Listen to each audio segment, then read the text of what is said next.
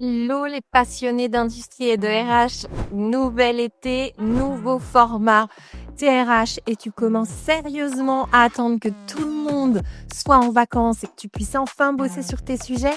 T'as déjà enfilé tes tongs, ça sent la crème solaire à plein nez dans les bureaux.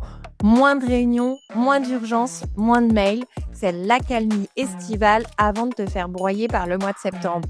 Alors, plutôt que d'attendre cet habituel tsunami, je te propose un truc. C'est un cahier de vacances RH. C'est une série audio et vidéo.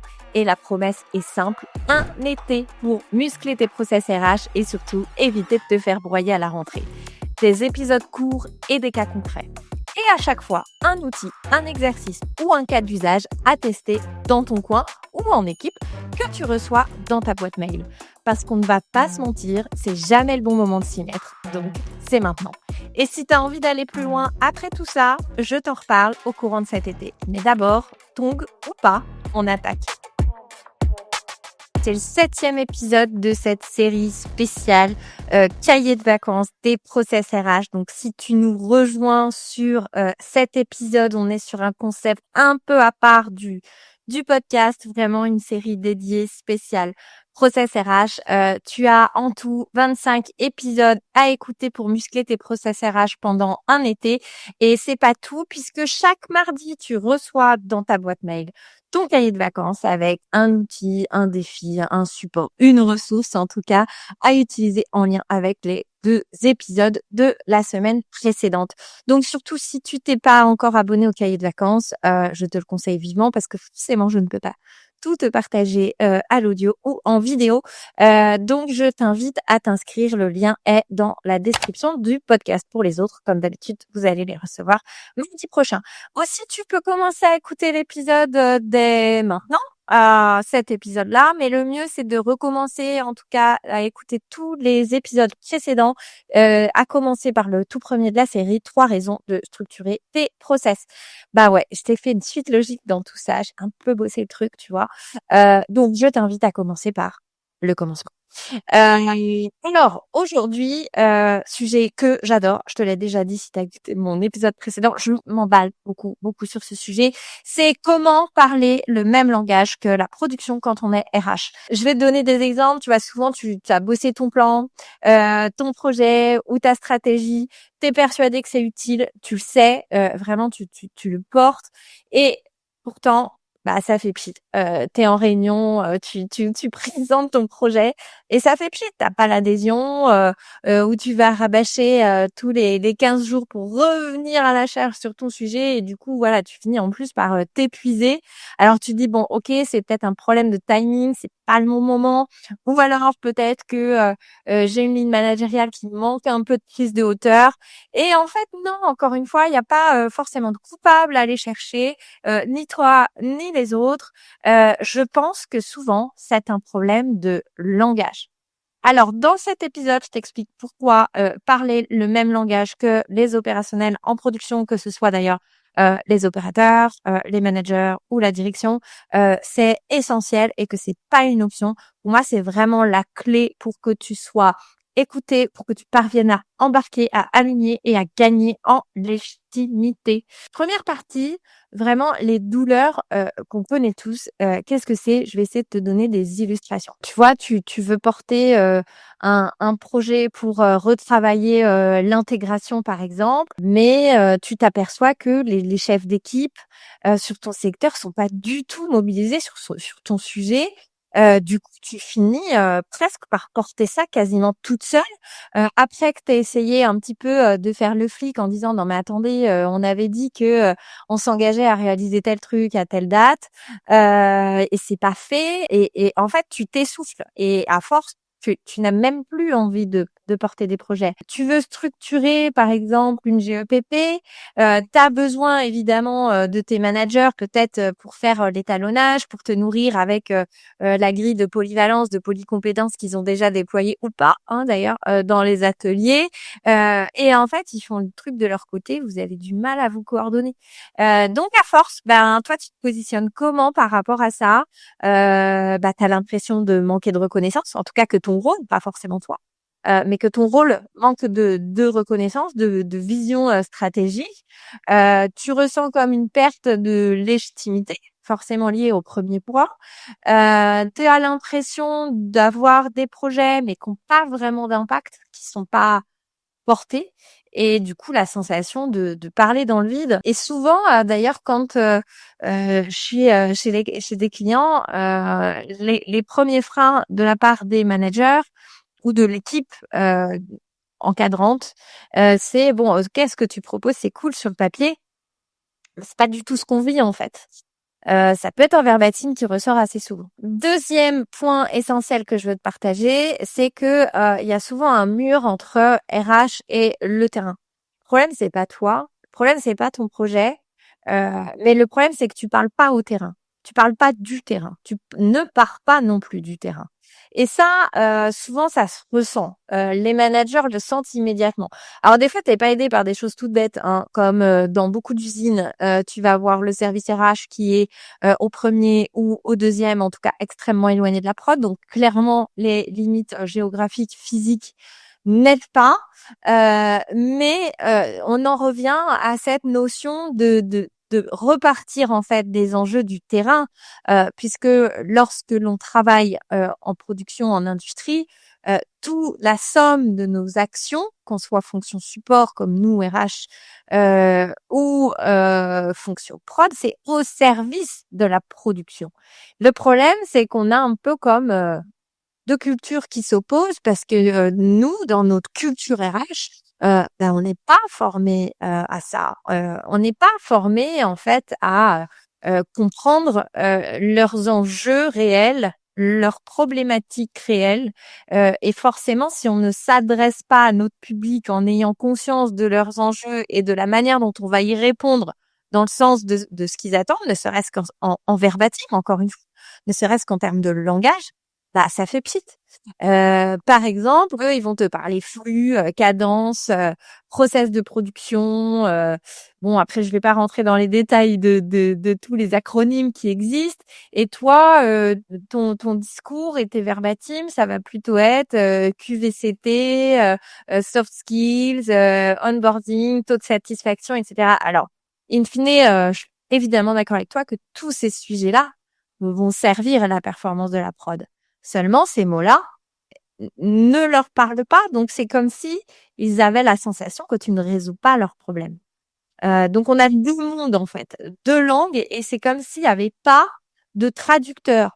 Donc on en revient à ce que je te disais, ils ont la sensation que tu souhaites mettre en place ne sert pas véritablement leurs enjeux et problématiques.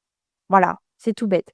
Tiens, je vais te raconter un cas d'usage concret. J'étais chez un client, j'ai pas le droit de te donner son nom, mais voilà, mon client dont on ne doit pas prononcer le nom, si tu as la ref, on m'appelle pour une problématique de turnover en production et je devais donc structurer une démarche d'amélioration RH qui fasse sens avec le terrain. Alors, moi, la réponse que j'ai proposée, c'est de dire, bah, ok, d'abord, je mets les pieds dans l'atelier, je mets les pieds dans le service qualité et je veux comprendre ce qu'ils font. Donc, première chose que j'ai fait, j'ai passé 2 jours au total sur plusieurs postes, hein. Il y avait pas mal de postes, c'était une grosse équipe. Donc, j'ai passé 2 jours auprès d'eux. J'ai écrit toutes les étapes qu'ils faisaient, tous leurs process et procédures. Et je leur ai fait ensuite des schémas que je leur ai proposés. Et en fait, quand j'étais avec les techniciens, ils me regardaient faire. Et donc, prendre des notes en même temps, je mettais un peu en forme le process. Et en fait, tout de suite, ils m'ont dit, ah, ben, génial, ça va être super utile ce que tu fais parce qu'on n'en a pas. Moi, j'avais posé la question, évidemment, je savais qu'ils n'avaient pas de process, pour ça que je l'ai fait. Ça va être super utile parce qu'on ne l'a pas.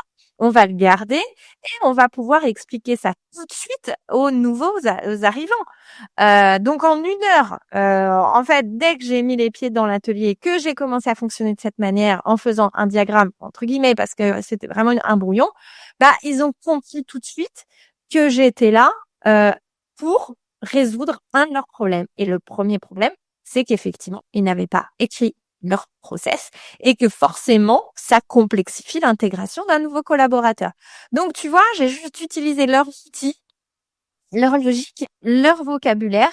Et en fait, de suite, ça m'a permis d'être complètement intégrée dans la boîte, de les rallier directement parce que, ok, Claire, on a vu qu'elle travaillait dans le sens de ce qu'on attendait. Voilà. Et en soi, j'ai pas sorti l'artillerie lourde. Hein. J'ai pris un papier, un crayon et j'ai fait quelques formes pour mettre au milieu ce qu'ils faisaient. Alors, pourquoi ça change tout quand tu bosses comme eux? C'est mon 4e point. Quand tu parles amélioration continue, quand tu parles structuration de process RH, quand tu vois ton process RH comme un plan d'action, en fait, tu viens changer de posture à leurs yeux. C'est ça qui change. Tu deviens en fait une RH ou un RH, pardon. C'est vrai qu'il y a beaucoup de femmes RH, désolée, mais tu deviens un RH qui parle production. Et tu vas vivre la même chose que ce que j'ai vécu chez ce client dont je ne dois pas prononcer le nom. Tu te retrouves avec des managers qui sont où tu vas être plus légitime à leurs yeux. Et vraiment, c'est ce que je vis tout le temps. L'opérateur, le technicien avec qui tu traites de la même manière va se dire ah ok, elle s'intéresse vraiment en profondeur à ce que je fais. Et surtout, ton boss, ton DG, ton PDG, que sais-je, ton DRH, qui va voir que tu es parfaitement aligné avec les enjeux de la prod. C'est vraiment ça qui va changer ta place. Pas ton CV, pas des années d'ancienneté, pas une posture corpo RH. On est en prod pour le et pour et au service de la prod. Donc tu vois, oui, ça passe par quelques méthodes parce que ce que je t'explique sur le diagramme, il m'a fallu un peu une méthode pour être capable de le faire, mais rien de sorcier. Mais ça passe surtout par un langage, un alignement et cette curiosité finalement de comprendre l'autre et son fonctionnement et ce qu'il attend de nous. Voilà.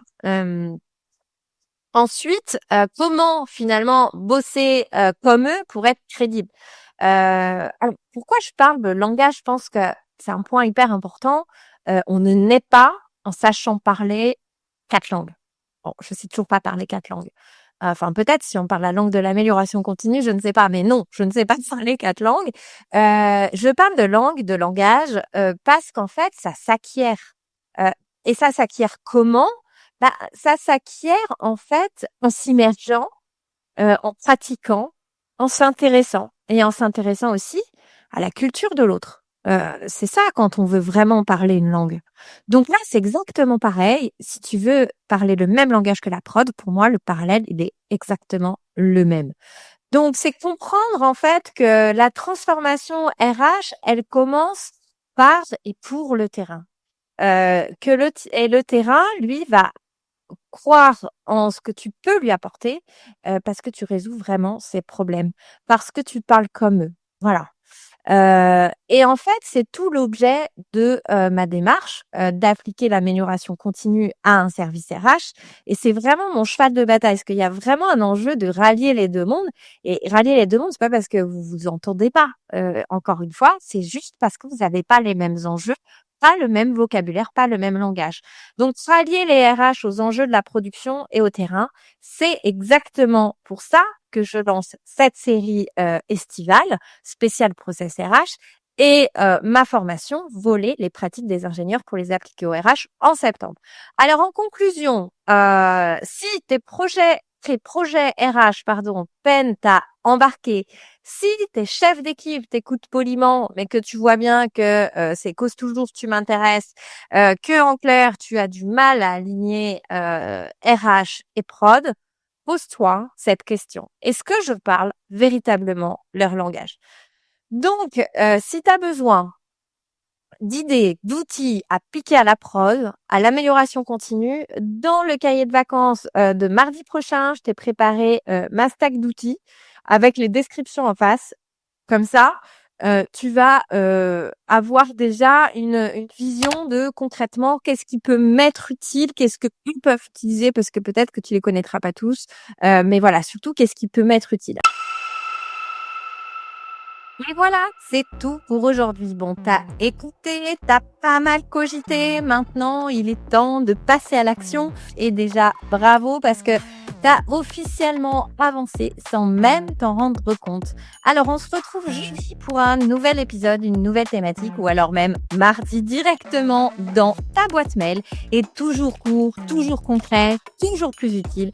Je te dis à très vite et garde tes tongs pas trop loin pour quand même profiter de ton été. Allez, bye!